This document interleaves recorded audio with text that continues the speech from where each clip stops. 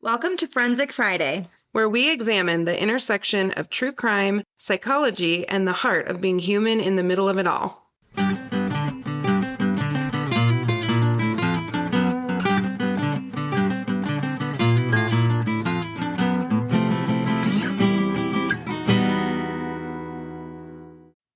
Boom. Ready to roll. Huh. Okay, so I have my outline, but the very end is going to be a little bit of impromptu too. Yeah, I love impromptu. That's kind of how we roll. Kinda. So Not the you roll that way. I don't. guy who's sitting in with us who tried to teach last week, he was talking about how Mm. hard it is to know how to get in our flow. And so I was laughing because I was thinking about how that's been true really since we started together. I like threw you in, but are you eating? Garrett's gonna murder you. Murder. Also, is that the pizza from the place in Summit? What is that? No, this is a quesadilla. Oh, it looks yummy. It looked like it had ricotta on it. Like that pizza, that barbecue chicken pizza from Breck. It's Oh, from Frisco, Frisco. Frisco. What's the name of the place again? uptown on Main. Oh my God, that pizza is so good. I want to eat that I every mean, day. we call it the Boatyard because that's what it used to be called, but it's technically the uptown on I Main. love places like that. I'm gonna let you finish eating because Garrett's gonna murder you. Murder. I only have one more. He's not here for the eating. He is not. You have to keep them. You have to keep the first part in. Yeah, but he's so fun. It only hits him if it's like 2 a.m. and one of And us he's is really eating mad. or doing our verbal tics. He's like, it's killing him. Well, we're doing the best we can. I know. Listen, we have a lot going on. I know. Preston was on baby duty the second I got home this afternoon. Oh, well, I mean, yeah. And I mean, he was happy to do it, but I was like, "You're on baby duty. I Really? gotta get shit done." Oh, I know. We both have so much to do tonight, too. Mm. My brain's on fire. I'm thinking through all the things. We have our big MTT meeting tomorrow with probation, and we love our probation officers, but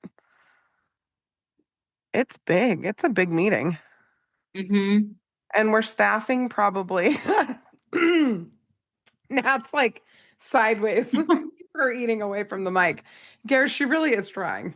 Because Garrett's gonna kill me. He's gonna kill you. He's gonna be like, "What, Natalie?" No, we only have what? I mean, I'm trying to eat early because if I eat too late, maybe that's why I can't sleep sometimes. oh, you know what? I didn't even think about that. You're on my old eating schedule. When I first had Mac, I would have dinner at 8:30 o'clock at night, like 8:30 o'clock, 8:30 at night.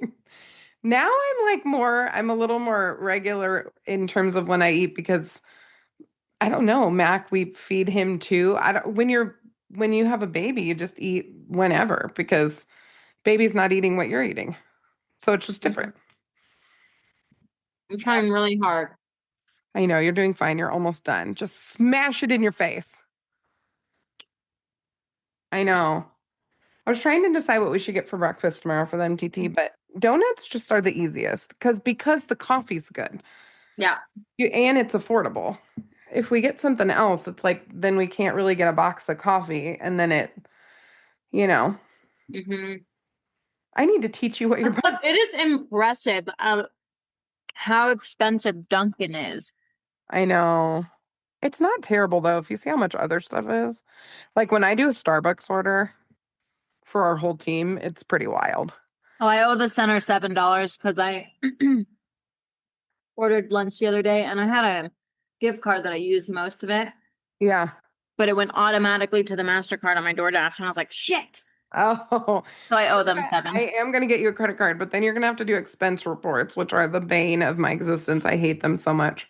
And Oh, then you wow. have to write a check to the center for the amount, however much it is. I'm just giving cash. I'm not writing a check for $7. You might have to do a check because they can't track the cash they need like a copy of the check. It's a whole thing. I know. It's because Oh, they have to put it with their tax stuff. I'm ready. You're ready. Let's go. Okay. I have a case. I'm very excited about this, and you haven't told me. So I have to give a shout out, hold on, to who told us to do this one. Oh, I love when our forensic friends send cases. I know it's the actual best. I'm working on one from one of our faves. Hold on, let me look. It's a Diana Don. She's a homie.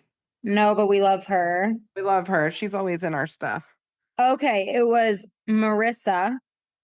I'm not going to say their last names because I don't know if they want me to say them on our podcast, but Marissa, this one was from you. Woohoo! Thanks, So Marissa. thank you. And this one boiled my blood. Ooh. So also thank you for that, my friend. Is it going to get me mad? Is it going to make my blood pressure go up? Yeah.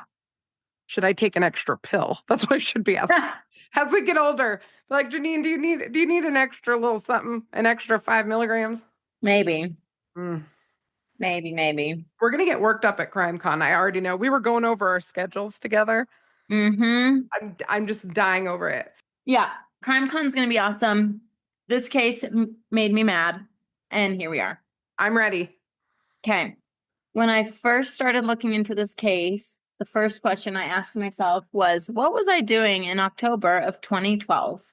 So what were you doing in October of 2012? Do you remember? We had just moved into our house in Aurora. So settling our house. That's cool. Yeah. Okay. Nothing specific stands out. What about you? Same. I moved to Washington in 2012. Pullman, which we did just do the wrap up our case on the Idaho murders, which was in Moscow, Idaho, which is just a couple miles away from Pullman, which is where I lived. He and the Moscow murder lived in Pullman. Yeah, jackass. I know. Giving Pullman a bad name. I know, but Pullman's a great area. But yes, Did you hear he's going to appeal? Because he's an idiot. Side ADHD note. I thought hate part of his him. plea was that he wasn't going to appeal, but somebody told me technically you can. I hate him. Okay, go ahead. I'm sorry. It's fine. So I had moved to Pullman 2012. I'd graduated college Were because we still wearing statement necklaces? Was that still a thing? statement necklaces. Or was that 2008, 2007? I don't know. It's this whole thing on. Have you ever seen the gal on TikTok who pulls out everything she used to wear? It's like, oh yeah, me and do you know who I'm talking about? yeah. It's the best. But I don't know what you're talking about with You statement never necklaces. had the big bubble necklaces, like the J. Crew bubble necklace? Oh, I never liked them. So no, I didn't. Oh my gosh. I only had a couple, but I loved them. That's so funny. Yeah, That could elevate any fit, you know? Yeah, no, I never wore those. I wasn't ever like a big necklace person Ugh. until I got the perma jewelry, like my permanent bracelets and my permanent necklace. Yeah. Now you love them. Well, yeah, I can't take them off, which Oh, is great because they're permanent. I know. Yeah, it's great. Otherwise, I would hardly ever wear jewelry if I didn't have that. Anyway, 2012. Days. We haven't seen each other all weekend, so that's how we catch up. I know. I'm also exhausted. I did not sleep well. I know. The fires are crazy. Yeah, I don't know why the media is not covering this more, but there's like 6 fires right now. Oh, I know. Summit County, I literally woke up, and I just told you this, but for our listeners, I was staying up in my parents' place in Summit County and with Gray, and I woke up from a dead sleep because it was so smoky. I thought our house was on fire. It's nuts. And I like ran around to check the house. It was fine. Can you imagine running into your dad? You're just like, Natalie. I know. He's like, what are you doing? Why are you panting? Oh my gosh. Okay. So in 2012, well, actually, October of 2012, a local girl from Westminster, Colorado went missing. Oh no. Her name was Jessica Ridgeway. Do you remember this case? Oh my gosh. Yes. Mm-hmm. Yes. I don't know a lot about it, but I absolutely remember it. But right now it's not coming to me. Like all the details. Yes. I believe she was 10 years old. Mm-hmm. And she was walking to school when she was kidnapped. She was walking to her elementary school. Which, like, I remember when I was in elementary school, my friend Brittany and I, she's a girl who moved from Arkansas to Colorado and then back to Arkansas. Anyway, we were really good friends back in elementary school. And we one day thought it'd be a really good idea to walk home. And this was like in Frisco, right? Colorado. Yeah. So we walked home. Her parents were pissed because we told no one that we were walking home. Great. And even though Frisco's small, it still takes a minute to walk from our school to where we lived because she lived down the street from me. Spread out a little bit. Yeah. Well, where the school is, it's like the other end of Frisco, totally other end of Frisco. Oh no. Yes. So why did you decide to walk that day? Just something got into you and you were like, yeah, we're like, let's walk. Cool. Without telling anybody. Oh, that's so fun. Her parents were super mad. I don't remember if my parents were mad. I think they were just like, you should have just told us. Oh, that's funny. Yeah. But I think to like, a little girl walking and her parents feeling like, okay, I'm assuming a 10-year-old walking, it's probably down the street. It's not a far walk. Right. Have your kiddo walk by themselves. Thinking that it's like an innocent thing, right? So she didn't. So her mom, I'll get there. I need to stick to my script because, if I go rogue, well, if you go rogue, I'm going to go with you. This goes south. So on October 5th, on October 5th, she began walking from her home in Westminster to Witt Elementary School. Oh my goodness. Hours later, I did the tick thing. Sorry, Gare. Hours later, her mother found out that she never made it to school. She was notified by police, and from there was a 17-day search for the little one. Oh, I know. I cannot imagine. I know. As I was doing this case, I was like, I know. Running my usual shit that I run through my head about Gray. And I was like, Janine's going to be like, Natalie, I know you say this every single time. So I'm not going to say it. But you already know what I would do. I get it. I totally get it. 17-day search for little Miss Jessica Ridgeway. They looked everywhere and collected over 700 DNA samples in the search. Okay. On October 7th, her backpack was found with her glasses and assorted clothing items that smelled like urine. They found clothes with her bag? Yes. According to the police, the backpack was strategically placed to communicate that Jessica had died. I'm already mad. Well, here's the thing most people, right, who would, like, let's say like a random killer, is just going to burn the backpack and the clothes. They're not going to leave things somewhere. That's weird. Well, it's weird, and it's screams psychopathy. Well, any weird thing to a child screams psychopathy to me, but well, yeah. But why was that supposed to communicate that she died? Just that they found something of hers and not her? Yes, and that they found clothes. Yeah. Okay. So it wasn't like she got hit by a car and they tried to hide the body because they were scared. You know what I mean? Like, okay. They found clothes covered in urine and in her backpack with her glasses saying homegirl, right, whatever. Yes. So, I don't know. Makes me super mad thinking about it. Mm-hmm. Like raging inside. Mm-hmm. Of course. Okay. On October 10th, the little one's torso was found in Arvada, Colorado. Torso? Torso. Mm-hmm.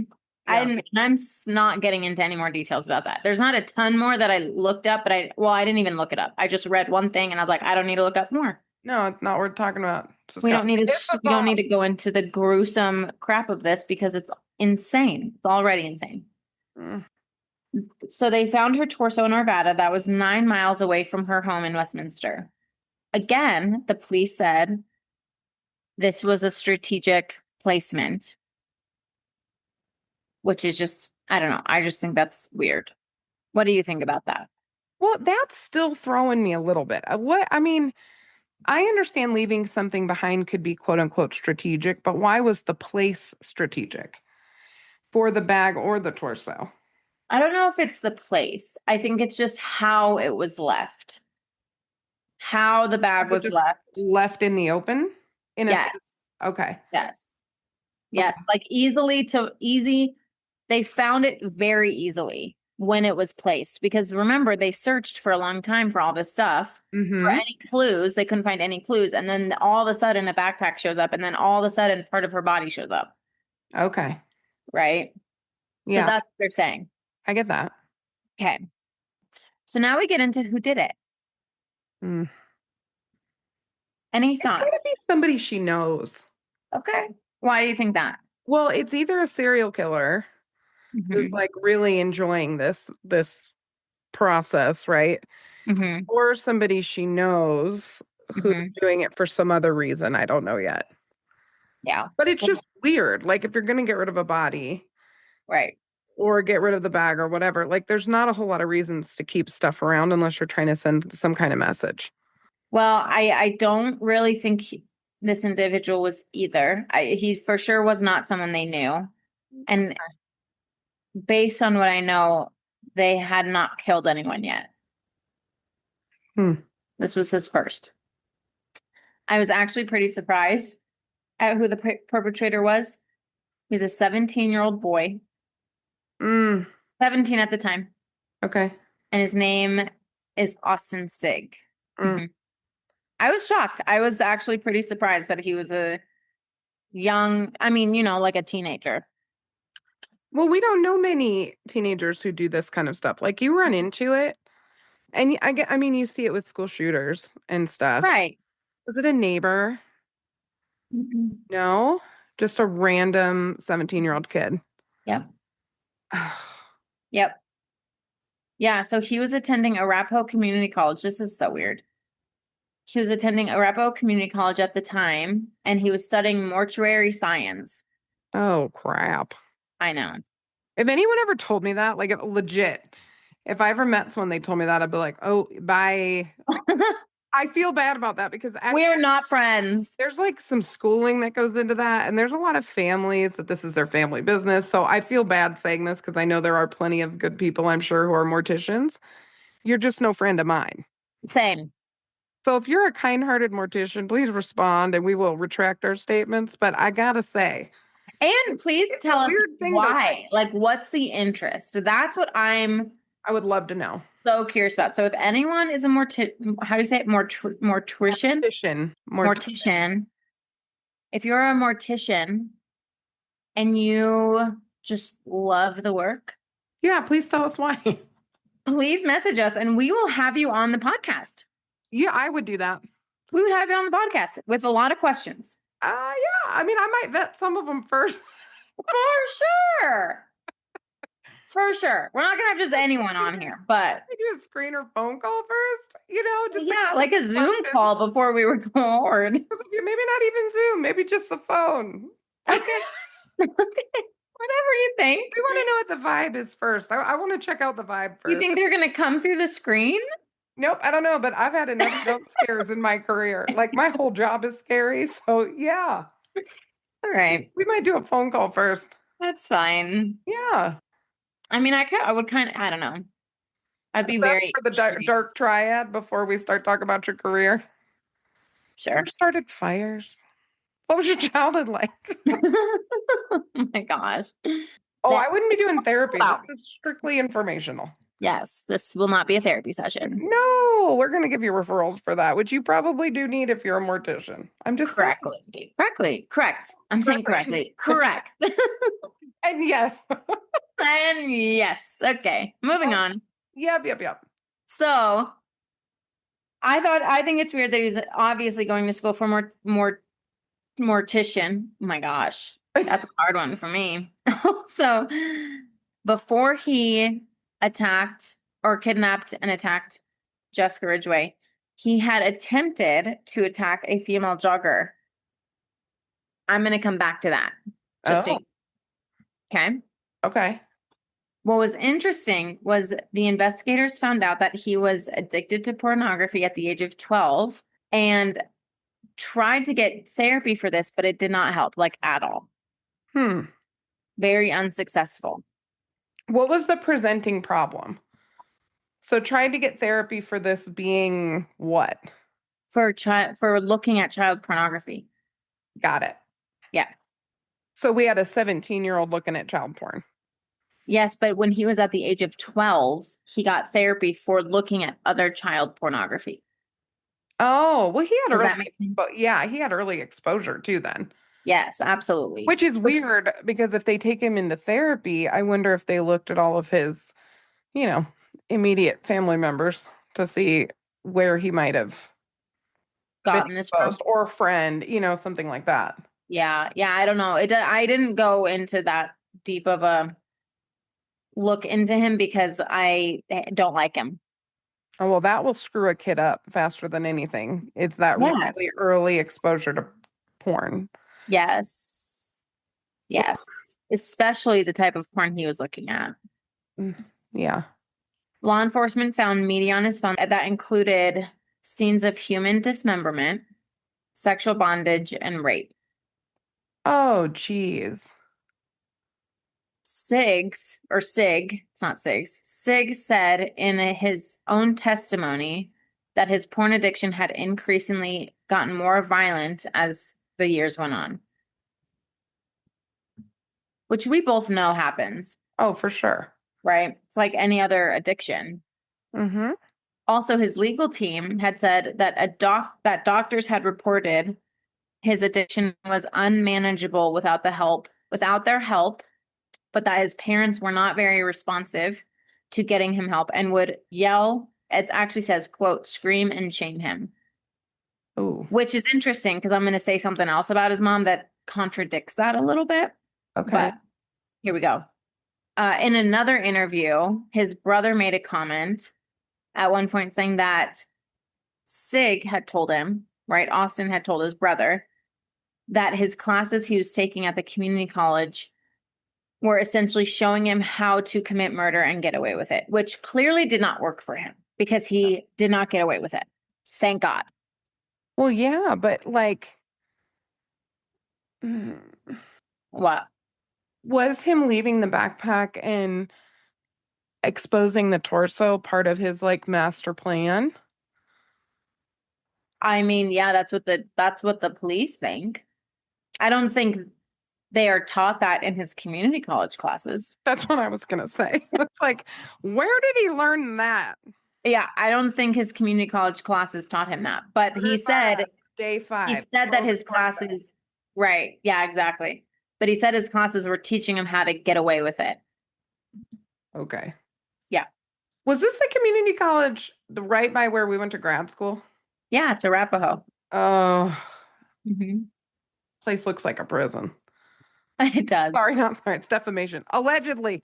Allegedly, Allegedly, y'all. it looks It's like a fine. prison. It's a lovely place. I'm sure. I'm sure. I've heard okay things about it, I actually think the programs are pretty good from what I hear. It just looks like an institution. Yes, they need some remodel We for need a sure. little remodel help. Freshen it up a bit. Maybe get rid of mortuary sciences. For sure. What? That's How would you weird. feel? Okay, I think this about Koberger too. How would you feel if you were his teacher? You know what I mean? Because I think Awful. Koberger, this poor woman who took him under her wing Mm-hmm. to learn about serial killers, and then bam, Mm-hmm. I don't know. That would be a weird thing to process, I think. Yeah.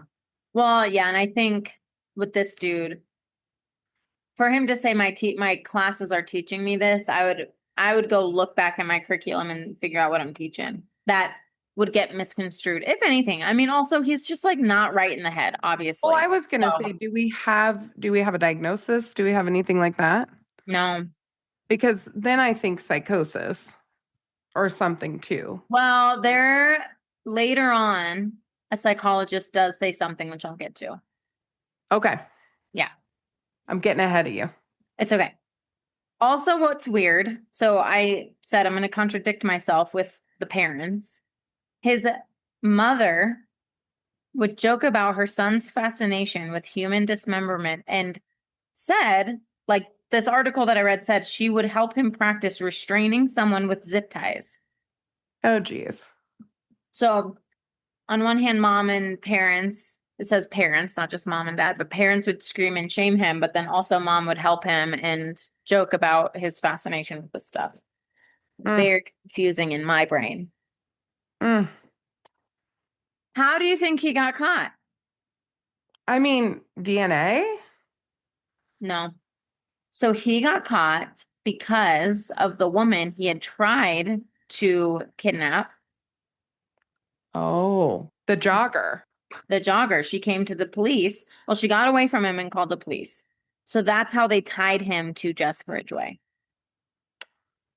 And that was after he tried to kidnap her after or before? No, he tried to Before. kidnap the jogger before Ridgeway. He tried to get the runner in, I want to say May Okay.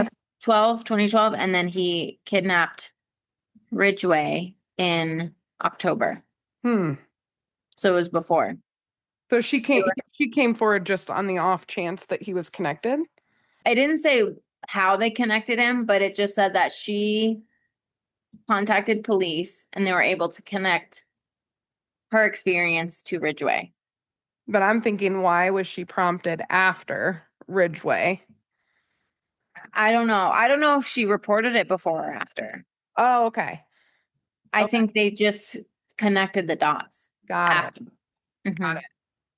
Yeah, I didn't say if she reported it before or after. Well, yeah, And 17-year-old tried to take on a whole ass woman, like a jogger. you know? Yeah, and I think it didn't say what he was using, but isn't chloroform is like what people put over your mouth? Yeah. So he tried to put something over her mouth, and I would guess chloroform. Yeah. And she was able to get away from him. I will say, like in mortuary sciences, they use a lot of chemicals because they do embalming and all that stuff. So I wonder if that might have been one of the things that he learned. Potentially. And maybe thought he'd get away with it because the chemicals would just link back to his class instead of him being sketch. The torso still makes no sense to me, though. I know. Maybe he just couldn't handle, like, didn't know what to do and just freaked out. Well, he was very intrigued by body dismemberment. But I mean, did he want to get caught? Because you can dismember a body and then burn it. But I wonder if he was thinking, like, he was trying to start. So he wasn't a serial killer yet, but I wonder if that was what he was about to, like, that's the track he was about to go on. So there was a part of him that he wanted this to be part of his MO or something. I think so. That makes the most sense to me. I think so. That or he wanted to get caught, and it doesn't sound like he wanted to get caught. I don't think he wanted to get caught. I think it was he probably thought this would be part of what he does. Okay. You know what I mean? Yeah, that makes sense. Okay. So he got caught because they connected those dots. Okay.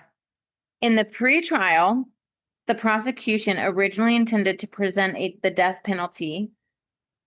Oh, wow. With the 17-year-old? Well, that's why they didn't. Oh, okay. They wanted to give him the death penalty. However, with him being a minor and sorry, let me reread this. Him being a minor and under a 2005 United States Supreme Court decision, he was ineligible because of his age. Okay. Even though he was not eligible for the death penalty, he was still tried as an adult and originally was charged with 17 counts. 11 relating to Ridgeway and the other 6 relating to the kidnapping in May, the attempted kidnapping in May. Okay. The ones related to Ridgeway were first-degree murder after deliberation, second-degree kidnapping, felony murder, and robbery. And then, whatever else fell into that. During court, his defense team expressed due to him being a minor, quote unquote, 17. I'm like, okay. He did not. By 20 days. You know, in the courts, it doesn't matter though. I know, it's ridiculous. Yeah. He did not know this. So his defense team said because he's a minor that he did not know the severity of his actions. I'm like, okay, F right off, bro. Of course he did. And was not quote unquote mature enough to understand. Well, he had a pretty based on, I believe, interviews. Mm-hmm. He's just probably not that smart.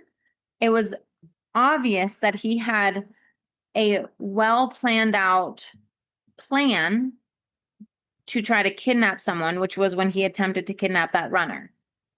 Okay. That went against this mature, he's too young thing because they were like, bro, he planned this out and then attempted it and it didn't work. And then he went for a 10-year-old because she's smaller, Well, yeah. right? Yeah.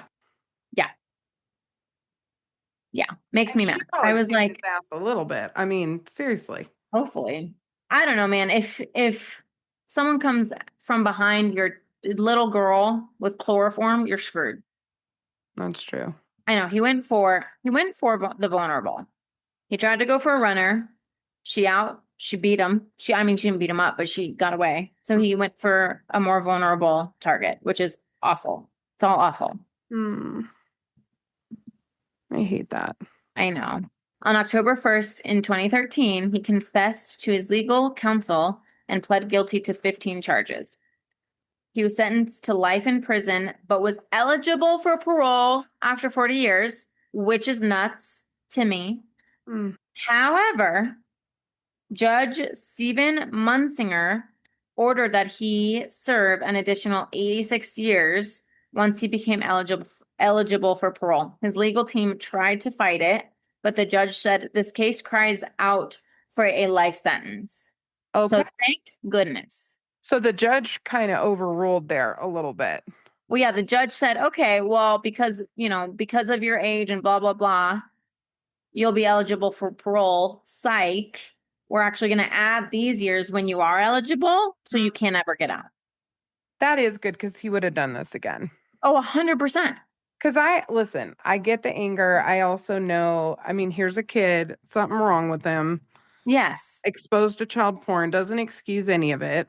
No. But this is someone clinically who very likely would have done this again. Yes. This young, this severe, this intense. Yes. Absolutely. In my humble opinion, with very little information, allegedly, he was Mhm. never going to be able to people in a Never. healthy way. Never. I don't even think that's an allegedly, dude. I know. I think that's just factual. Well, I just say allegedly because we don't have all the information in front of us. That's valid. You know? Information we have, I feel like I agree with the judge. Yeah. You know? Yeah, I do too. I get it. I watched some of the court footage and they showed a video tribute to Jessica in court and then showed this asshat tearing up. What do you think? I'm gonna have to look at him. Your face. I'm I'll gonna also look do at him. here. Hold on. I'll send it to you. Yeah, send it to me. I want to see him. Okay. Austin Sigg. I'm gonna find the wrong person. I'm gonna have opinions about the wrong person. I'm gonna be honest with you, dude. He's just nuts. Okay. You ready for this? I am ready. Let me pull up my text messages. I don't know. I just cannot I can't with any of it, but I can't with kid stuff. I just cannot with kid stuff. I get it. I get it. Okay, did you get it? Mm-hmm. No emotion is what the article says, but you said you saw a little bit of a tear. Yeah, so I'll send you the video. Oh, this is the sentencing. Maybe he teared up at the verdict. Yeah, I'll send you it was I believe when they showed a video. Here, I just sent it to you. Disturbing testimony in Sigg sentencing. And the video was of Jessica? Well, no, so it showed a tribute video and then it goes to Sigg. Ugh. Mm-hmm. Okay. Okay, get into the psychologist. So, as I said, I watched some of the court footage and they showed a video tribute. You just watched it to Jessica and showed him tearing up, Yeah. right? Yeah. Why he was tearing up, maybe it was because they sentenced him, or I don't know if he was just trying to tear up because for empathy. I don't know. Mm. When he was asked by police what he was going to do with the jogger, he said the same thing that he did with Jessica. Why do you think he was honest about that? If there was ever a time to lie, it would be in your forensic evaluation. Now, they're going to figure that out. So maybe he just figured I better tell the truth. Maybe it was part of a lie detector, which they do with sex offender cases. But Yeah, why I be don't know. honest about it? Yeah, I don't know. And maybe because he was already caught and he was like, full send, I'm going to just tell it. I don't know. Well, it impacted sentencing. And if I'm his attorney, I'm going to be like, hey, Don't say the honest. thing. Also, like, you don't have to tell him everything. Yeah. Well, maybe I don't want to give him this because I think he deserves Mhm. zero empathy, but maybe there's like a super slight, almost to nothing possibility that he knew. Well, I think he knew he was messed up. Yes, this is what I'm getting at from an empathy perspective. Okay. I don't Sure. have empathy for Mhm. someone who hurts a child. Okay. This was a child, though. Mhm. This was a child who at 12 was looking at horrific things, Mhm. may have had a predisposition, may have had exposure within his own family. So my only thing, because I'm with you, he needs to not people, he needs to not be around children. He likely would have done this again. Mhm. But one of the things that you and I are working so hard on, and it is not fun work, Mm-mm. figuring out where are we when it comes to psychopathy, which Yeah, includes domestic violence, sexual offending, all of that stuff. A lot absolutely. of people look at our work and they're like, well, what the fuck are you doing working with these people who hit their wives? This is shit. This is bullshit, right? Why do you do this? They can't be helped. They're terrible. Right. And so I realize this is a really exaggerated version of that. So I'm with you. And I have a kid. And if you mess with my kid, I mean, I'm with you. But I'm just kind of exploring the fact Yeah, that some of these folks do actually know what they're doing is messed wrong. up and they don't like themselves very much. Well, to be honest, this goes into that training you and I did by that couple that we love so much. Yes. And I want to go back and listen to their training, but I can't, but I'm going to, but I like can't. Do you need moral support? We're gonna do Because of that. Well, I want actually Preston to listen to it because I want his perspective on it Yeah. because of the topic is just interesting, obviously. Yeah, it is interesting. So I am going to listen to it again, but I already told him, I was like, they go into a story that just made me want to crawl out of my skin. I think Um, that might be what fast forwarding is for. You oh yeah, you're not wrong. forward that part, right? Oh, for sure. They even give you a slide so you know that it's I coming. know they say kittens. They say, oh, that, yeah. So I agree with you. And here's the thing. I think individuals who do stuff like this most likely have their own significant trauma. I am not outside of that perspective, Yeah. right? I also know Yes. that people know what is right and wrong. Oh, yeah. But I You think that's know? the emotion sometimes is they know.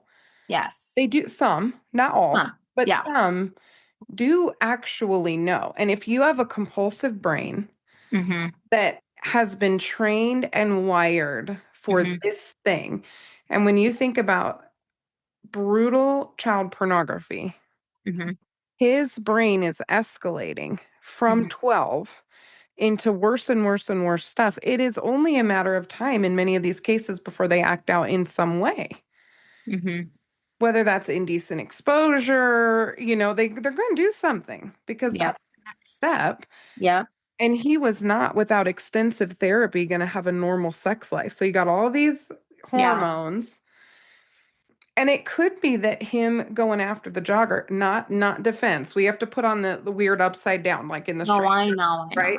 If we put the weird upside down on and we think about it, it could be that his version of harm reduction was to try to attack an adult. And he couldn't do it. Yeah. you know? But Mhm. who knows? He also may have been crying out of manipulation because he had the superficial, shallow affect thing that psychopaths have. So Mhm. Mhm. who knows? I know. I just think I don't think he was I don't know about the tearing up, but I think him confessing to when they asked what was your plan with the jogger, Mhm. I think him confessing that was potentially what you're saying, right? Like he knew it was wrong and he's like, I'm caught. Yes. And sometimes, rarely, but sometimes these individuals are like thankful that they're caught. I don't think he was, but sometimes that's what happens, you know? Yeah, totally. Which I appreciate those individuals where they're like, I had zero self-control and I just needed to get caught and I'm thankful I got caught. Like, Well, cool. we had a case like that. Yes. We had a case like that where I Yes. think he wanted to get caught. Yes. I think a lot of them do that we work with, quite honestly. Well, and having worked, and this is one of the things. So I've done the juvenile sex offender work to a degree. I've Mm-hmm. never worked with adult sex offenders. I have reasons for that are my own. Mm-hmm. I am getting some training in intimate partner violence, sexual assault, because I think Mm-hmm. that happens in our world a lot, actually, Yeah, for sure. in our corner of the world where we do our work. Yeah. But honestly, Nat, when I worked with some of those juvenile sex offenders, they just had horrific stories, and it was really painful because many of them were victimized too. Right. And it does not in any way, shape, or form excuse any of their behavior, but it was just Right. so messy and complicated. I think it has colored the way I look at some of these cases, That's fair. which is I still painful. I know it is painful. I think you are a little more evolved than I am in some of that. I'm not there yet. Evolved or callous, who knows? Probably I evolved. don't think it's calloused. I think you're able, no, I think I'm more calloused than you. I think Yeah. you're able to see more of that side of things.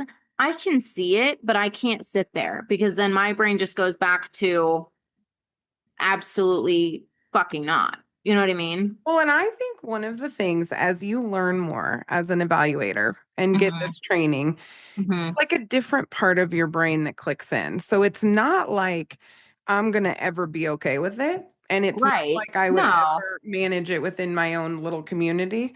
no. But I do think the more I have to clinically study these things, the less reactive I am, just because I'm always kind of looking for like the Oregon Trail. Like what Oh, the yeah, I hell get that. is going on? But Yeah. it's still horrible to sit with. And I think too, when you have a little one, a baby in particular, and a Oh, daughter, the yeah. world is It's scary for little scary. boys and It's little girls. so scary. But it is scary. And I think, and I like that you pointed that out, Janine, because, as I was reading this case, I was thinking like, and I don't know, because I don't have a son. right. I was thinking like, are individuals, and I know things happen to little boys or to men and boys and whatever. Like, I Yeah. know that. They don't get reported with the same frequency, but they do happen. Sure, yeah. But I'm sitting here thinking, like, I think I would still be just as mad and like justice seeking if I had a little boy, but I don't know if I would feel as scared. But like Well, it having a feels daughter, like your kid's not as in as much risk. there's like less of a target, Mm-hmm. right? Am I like, I Mm-mm. mean, I think that's just true. I think it's true. I mean, I think there's a lot of little boys that get targeted too, For sure. but also my son is massive. So I've I always know. had the advantage of like even the bully on the playground who was being really awful to his best friend. Like he didn't Right. mess with my son because my son was Right. massive. So Right. there is definitely like it's layered. And Well, I think having a little girl, yeah, I mean, of course you feel the way that you feel. what I'm thinking, a lot of cases that I've seen where it's been boys as victims, it's more of people who know them, Sometimes. you I don't know? know, some of the worst serial killers killed little boys and little girls, You're not wrong. particularly in the 80s. Well, Yeah, yeah, there you're were not some wrong. bad ones, but yeah, it's just hard. It's just, yeah. It's just hard. Well, either way, I hate it. Oh, I feel you. I feel you, So sister. the psychologist also said, so the psychologist through the court, like that was doing Yeah. his evaluations through while he was in court, not the therapist that worked with him before that, Okay. said that he was callous, that he displayed callousness and Mm. was described as a necrophiliac, which is, for those of you guys who don't know, it's basically someone who is sexually attracted to dead bodies. What the hell do you do as a parent? You get a diagnosis like that. Now, you want to talk about something I've never seen in my clinical work? It's Well, that. I don't know. They didn't diagnose that until he was getting charged. Yeah, I know, but still, imagine Oh, you're okay. in court and you're horrified, and they're like, "Yes, he's been diagnosed with necrophilia." I'd be like, "What is happening? Like, what in the weird internet Okay. histories But do is you think happening here?" his parents were genuinely that surprised if mom is helping him learn how to tie things? I mean, okay, that's very weird. If Mac ever, I'd be like, "Son, We're going to the therapist right now. 100%, absolutely, the very best, the best of the best. I'd put him on a Best, yeah. plane, the best of the best." No, yeah. Do I think his mother knew he was attracted to dead bodies in I a hope not. sexual way? Probably not. I hope not.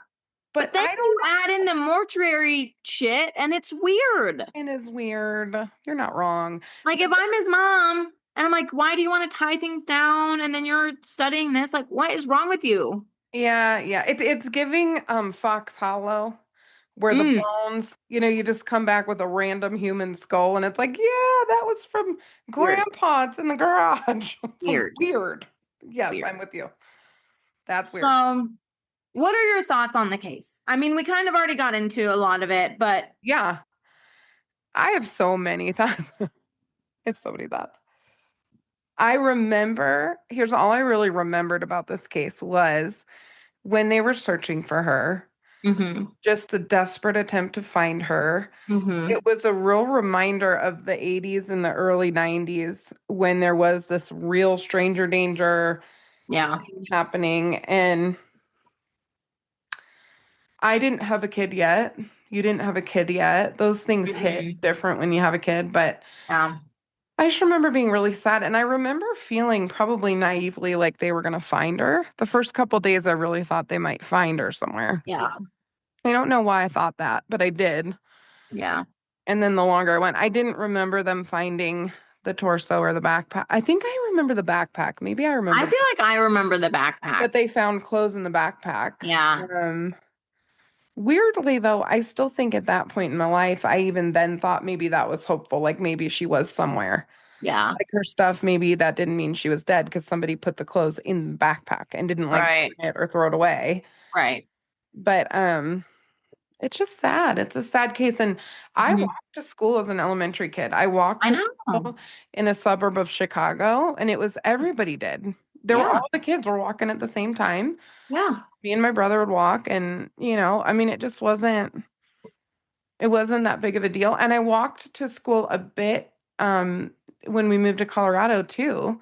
But Hmm. now I would never let my son walk to school. No, Ever. not even if it was down the street, I would walk with them. I'll tell you what, the kids don't even wait for the bus. Like in our neighborhood, and we've got a pretty tight community here. We know a lot of our neighbors and stuff, but the kids don't wait alone at the bus stop. There's usually a parent or two or three at the bus stops with the kids. Well, it's interesting. We used to walk down the street to the bus stop. Mhm. And again, Summit County, like, You're not thinking, yeah. I but mean, we I'll would tell you what, drop. the parents are there, man. They're there. Yeah. Now, our first house looked out over that elementary school, and I've shared stories on here before about like, I literally took protection of this elementary school as like Mhm, this was my deal. And I didn't even have a kid there. Mac never mhm, went there, never had a mhm, kid there. mhm, Those were my kids. So I mhm. would sit on the back deck and I would like watch drop off. I probably looked like a crazy lady, but I like loved them and I thought about their safety and I would see the kids Yeah. walking in the neighborhood and it just, you know, I thought about Mhm, it all the time. mhm. I know. I know. I feel like you can't take enough precautions, especially with these types of situations, right? I mean, again, we would walk 2 blocks about to the bus and didn't think anything of it. But then the more you hear cases like this come out, thankfully a lot of parents start making different decisions, which is why my friend's mom got so mad at us for us walking home from school that one day.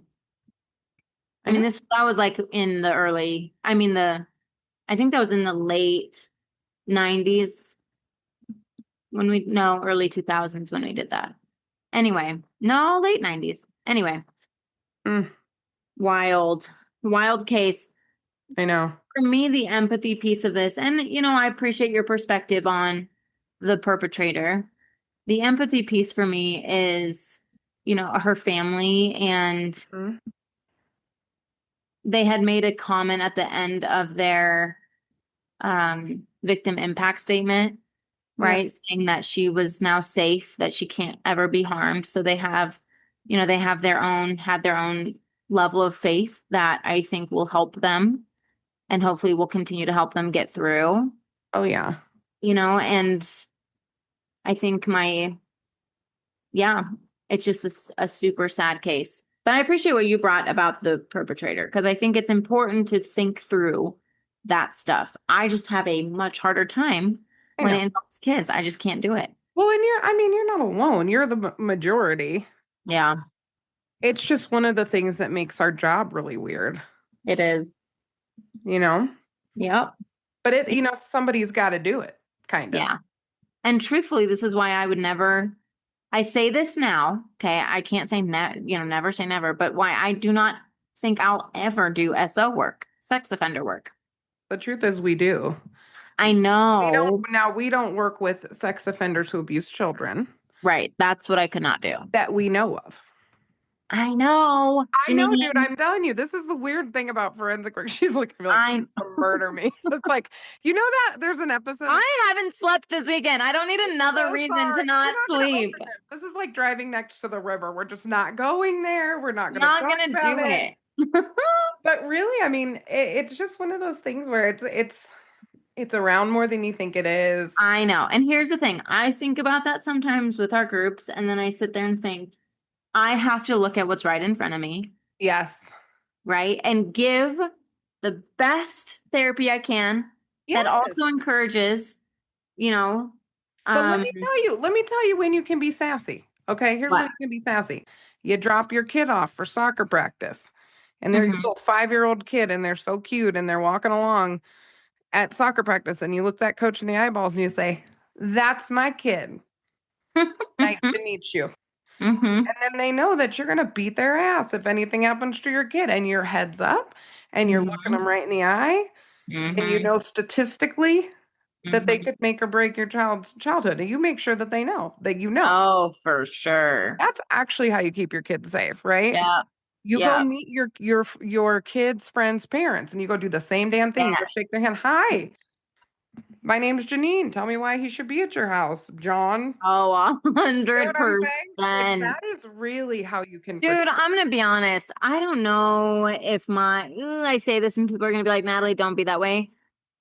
I don't know if we're going to have sleepovers at people's houses other than family. Yeah, but even hanging out, man, you don't need to spend the night. I know. But I'm just saying, like. Oh, I know. I just don't think we'll do the sleepover thing unless it's family. I know. Gray has plenty of cousins. I know. And we're good. I know. Friends that way, I get it.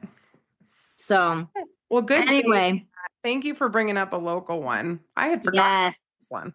Yes, and thank you to our lovely friend who gave us the recommendation. It was a good one and super disturbing. Thank you, Marissa, right? Thanks, Marissa. Yes, our lovely Marissa. Send us some other ones. She did. I have some others that I need to. Yes. We have a few. I'm trying to tackle the ones that our listeners have sent us. So you gotta send me the messages. I get so jazzed up when we get. I do. I screenshot them. I think you're just ADD or ADHD, and you just like zoom past it. That could be. We should do an ADHD update. It's getting better, but we're not there yet. It is getting better. I will say this one came in, I think, before meds. So there you go. There you go. That's why I don't remember. Yep. All of it's all a blur, Yep, exactly. Well, thanks so much, Nat. And we'll see y'all next week. As always. Bye, forensic friends. I'm Janine. And I'm Nat. And as always, thanks for listening and join us next week for more Crime, Psychology, and Heart.